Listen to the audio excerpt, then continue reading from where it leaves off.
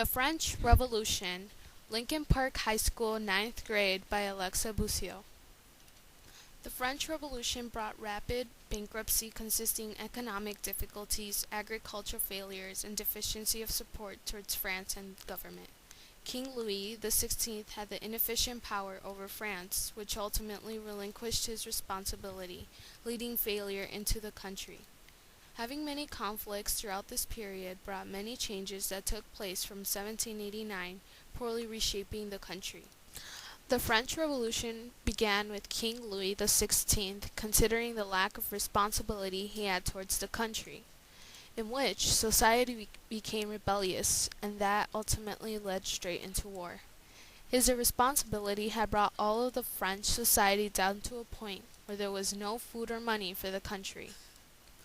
Louis rejected many advices from constitutionalists, which one of them was led by Antoine Barnave to equip the Constitution of 1791. French participation with the American Revolution had brought the government to go bankrupt. The peasants were aware of the situation and were less willing to support the feudal system.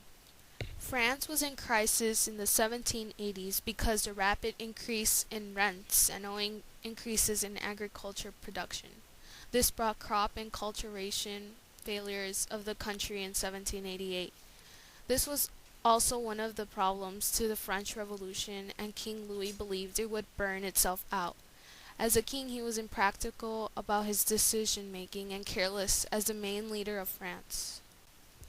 He swore an oath not to disagree until France was given a new constitution. However, he began gathering troops to dissolve it. These 2 months of prevarication and dishonesty, there were eventually was a problem of maintaining food supplies until it had reached its climax and infuriated towns.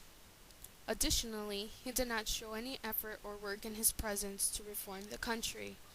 The National Constituent Assembly tried to create a monarchical administration in which the legislative and executive powers were shared for the king and assembly.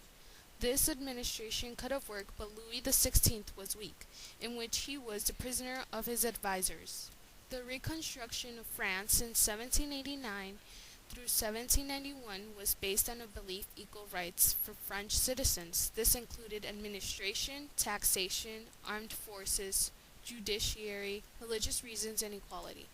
The Assembly refused to take responsibility for the reforms, which the Estates General had represented feudalism. On August 26, the Declaration of the Rights of Man and of the Citizen was made for liberty, freedom, equality, and property for all people. Louis was then condemned to death for treason, prevarication, and executed on January 21, 1793. Then Napoleon Bonaparte had become the biggest leader of France as its first consul. As he ended the revolution, spreading himself all throughout Europe, the French Revolution was important because it was a time period where people fought for their rights. Ultimately, this left a great impact to our history today. We would not have the same freedom and responsibilities if it wasn't for our past. This event contributed to Chicago history because the French Revolution had left a mark to our world today, considering how people were rebellious for what was correct and incorrect.